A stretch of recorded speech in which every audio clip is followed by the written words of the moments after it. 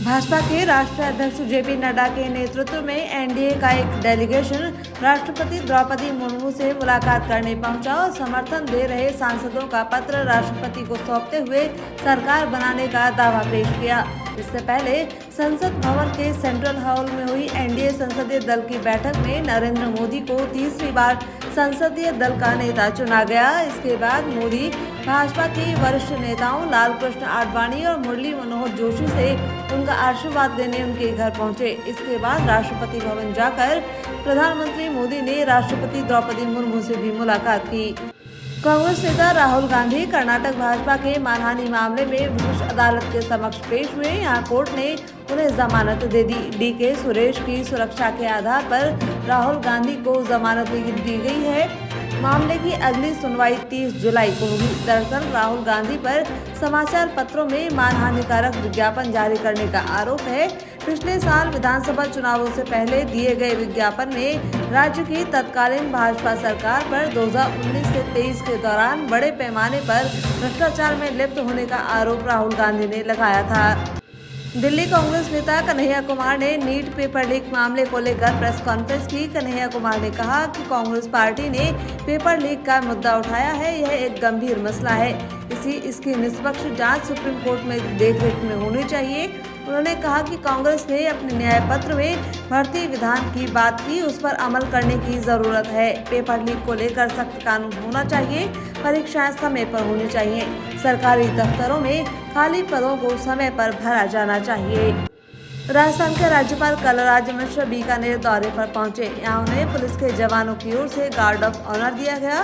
इसके बाद उन्होंने बीकानेर के गंगा सिंह विश्वविद्यालय के 8वें दीक्षांत समारोह में छात्रों को मेडल और डिग्रियां प्रदान किए। यहां राज्यपाल और कुलाधिपति मिश्र ने अपने संबोधन में कहा कि विश्वविद्यालय नई शिक्षा नीति के आलोक में देश भर में ऐसा वातावरण निर्मित करें जिससे विद्यार्थी रोजगार पाने के इच्छुक बनने की बजाय रोजगार देने वाले बन सकें। उन्होंने विश्वविद्यालयों द्वारा स्थानीय विरासत को सहेजने संवारने के लिए अपने परिसर में क्षेत्रीय इतिहास, सभ्यता, संस्कृति को परिलक्षित करने वाले केंद्रों की स्थापना करने का भी आह्वान किया।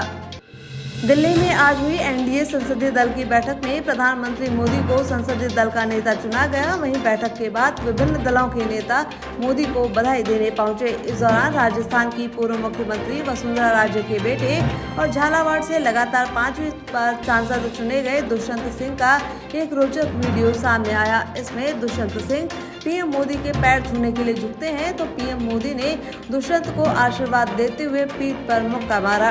प्रधानमंत्री के इस अंदाज के कई मायने निकाले जा रहे हैं। चर्चाएं हैं कि राजस्थान से मंत्री बनाए जाने वाले नामों में एक नाम दुष्यंत सिंह का भी हो सकता है।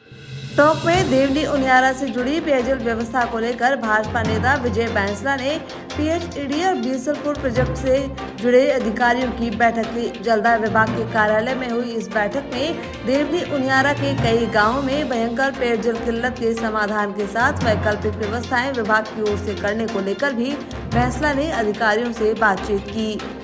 कांग्रेस के महासचिव सचिन पायलट ने एक बयान में कहा कि इस बार के लोकसभा चुनाव में हिंदू मुसलमान, मंदिर मस्जिद और मंगलसूत्र की राजनीति लोगों को पसंद नहीं आई। देश का और प्रदेश का मूड कांग्रेस के पक्ष में है। 400 पार का दावा करने वाली एनडीए 200 कुछ पर आकर अटक गई। वहीं आरएलपी सुप्रीमो हनुमान बेनीवाल की इंडिया गठबंधन से नाराजगी की खबरों पर पायलट ने कहा कि जो लोग इंडिया गठबंधन में पहले थे वे अब भी हमारे साथ हैं। तो मैं तो यह मानता हूं कि आने वाले दिनों में कई और लोग भी हमारे साथ शामिल हो जाएंगे। बाड़मेर जैसलमेर लोकसभा सीट पर कांग्रेस की बड़ी जीत हुई है। इसके बाद कांग्रेस खोई हुई इमेज को लौटाने का काम कर रही है। इस बीच बैतूल विधायक हरीश चौधरी के एक बयान ने कांग्रेस में फिर से तूफान ला दिया है। बैतूल विधायक ने कांग्रेस से निष्कासित नेता मेवाराम जैन का नाम लिए बिना कहा कि कुछ लोगों की वजह से कांग्रेस की इमेज ऐसी हो गई थी कि लोग कहने लगे थे हमारे यहाँ बहन बेटियां हैं, यहाँ मत आया करो। सांसद अमराराम जाट बोर्डिंग छात्रावास पहुंचे। यहां उनका स्वागत किया गया। इस दौरान वे मीडिया से रूबरू हुए। यहां उन्होंने मीडिया से बातचीत में कहा कि किसान आंदोलन के खिलाफ बोलने पर जांबाज सिपाही ने जो जवाब दिया, मैं उन्हें धन्यवाद देता हूँ। सत्य परेशान हो सकता है लेकिन पराजित नहीं।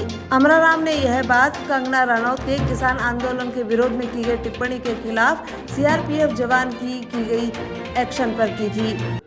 नीट परीक्षा में पेपर लीक और रिजल्ट में धांधली के विरोध में प्रदेश एनएसयूआई द्वारा राजस्थान विश्वविद्यालय के मुख्य गेट पर विरोध प्रदर्शन कर नीट परीक्षा को रद्द करने की मांग की गई। एनएसयूआई नेताओं ने आरोप लगाया कि नीट परीक्षा में पेपर लीक और रिजल्ट में धांधली कर सरकार चुप है।